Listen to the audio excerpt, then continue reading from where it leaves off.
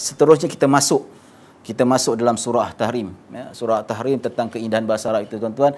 Saya tertarik tentang perbahasan yang dinyatakan Ustaz Adlan tentang suatu hari Nabi duduk dengan Aisyah, tengok persembahan bangsa mana? Habsyah. Pedang. Ya. Dia duduk tempekkan kepala dekat bahu Rasulullah sallallahu alaihi wasallam. Itu patutlah nak kahwin, kita jadi macam tu. Dan yang belum kahwin, dah kahwin tu, itu cara kita nak tunjuk, kita nak belai suami kita, nak pujuk suami kita. Cuma satu risau, kalau masuk shopping komplek, kalau buat macam tu, habislah. Sampai macam tu, suami nak keluar, dia lentok, dia harapkan suami kata, dah cukup beli barang, nak beli barang lagi. Itu takut tu. Tak cukup. Kat rumah tak apa, kat shopping komplek, no.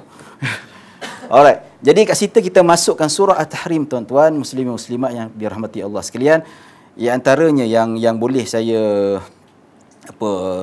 bahaskan, ya, iaitu tentang cerita apakah beza, ya. Kita pergi pada ayat pertama, ya ayuhan nabi lima tuharrimu ma ahallallahu lak, ya. Kat situ kenapa Nabi SAW digunakan ya ayuhan nabi, ya. Dalam ayat lain Allah gunakan ya ayuhar rasul. Kenapa pada ayat tu Nabi tak gunakan ya ayuhar rasul? Kenapa Nabi gunakan ya ayuhan nabi? Ya, kat sini Dr. Samarra'i dia menjelaskan dari sudut satu pandangannya, ya, berdasarkan tentang definisi rasul itu, rasul dan nabi. Kalau kita belajar apa itu definisi rasul, iaitu rasul adalah seorang lelaki yang diutus oleh Allah Subhanahu wa taala dan diwajibkan ke atasnya untuk menyampai risalah Allah. Nabi, kita belajar kan, ini berpandangan daripada dinisbah kepada Al-Imam Abul Hasan Al-Ash'ari, iaitu pelopor mazhab Ahli Sunnah wal Jamaah dalam metodologi Al-Ash'ari. Ya, yang Nabi pula seorang lelaki yang dipertanggungjawabkan oleh Allah Subhanahu wa taala, yang mukallaf, ya, dapat risalah, dapat wahyu daripada Allah Subhanahu wa taala. Maka tetapi kedudukannya tak sama seperti rasul. Tak sama seperti rasul, di mana Nabi ini tak wajib untuk disampaikan risalah Allah Subhanahu wa taala. Maksudnya Nabi tidak dipertanggungjawabkan seperti rasul untuk menyampaikan risalah Allah Subhanahu wa taala. Nak sampai tak nak sampai pun tak apa. Tapi rasul wajib kena buat. Itu satu pandangan.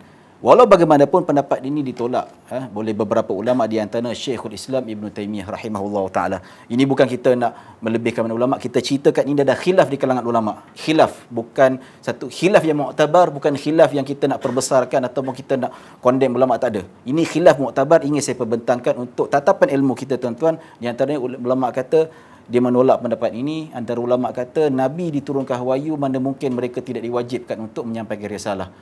Tapi walau bagaimanapun, antara ulama lain mengatakan perbezaan Nabi dan Rasul adalah perbezaan dari segi tahap wahyunya itu.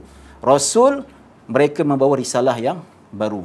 Ya. Manakala Nabi, mereka menyambung risalah Nabi-Nabi sebelum ini. Seperti Nabi Yusha bin Nun. Ya, Nabi Samuel, kita kata lihat macam Nabi Daniel, dan ada lagi Nabi Uzair. Nabi Uzair mereka menyambung Uzair bin saya lupa nama dia, Uzair, yang menyambung risalah Nabi Musa. Nabi Yusha menyambung risalah Nabi Musa dan Nabi Harun alaihi salam.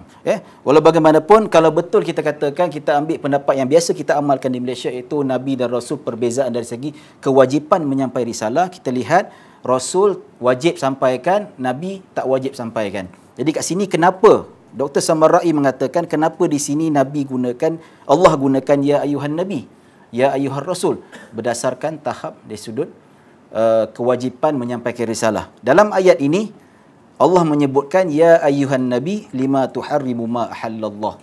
Ya, Nabi, Allah gunakan Nabi sebab ia tidak berkaitan dengan penyampaian wahyu ataupun tidak berkaitan dengan penyampaian risalah itu sendiri.